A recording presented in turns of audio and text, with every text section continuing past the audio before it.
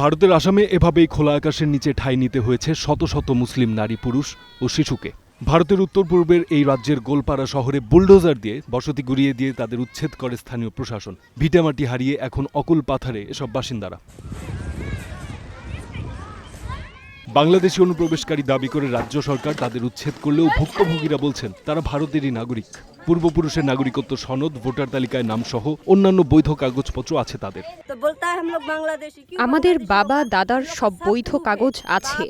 আমাদের বাঙালি মুসলিম পরিচয়ের জন্যই কি বারবার প্রমাণ দিতে হবে আমরা ভারতীয়? এমন এক সময় রাজ্য সরকার এ ধরপাকড় শুরু করেছে যখন আসামে বিধানসভার ভোট আসন্ন। এই ভোটে ক্ষমতা ধরে রাখতে চাইছে বিজেপি সরকার।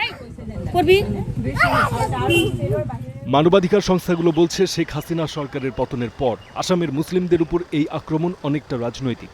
ভোটের হাতিয়ার হিসেবে এই ইস্যু ব্যবহার করছে হিন্দুত্ববাদী ক্ষমতাসীন বিজেপি।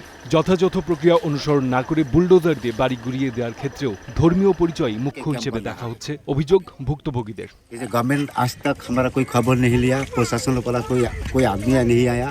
সরকার আমাদের সাথে কথা বলেনি, কেউ এসে দেখেও গেল না আমরা কেমন আছি।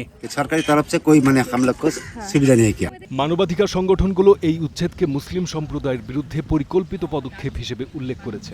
গেল এক মাসেই আসামের 5টি এলাকায় 3400টি ঘরবাড়ি গুড়িয়ে দেওয়া হয়েছে, যাদের অধিকাংশই বাঙালি মুসলিমদের।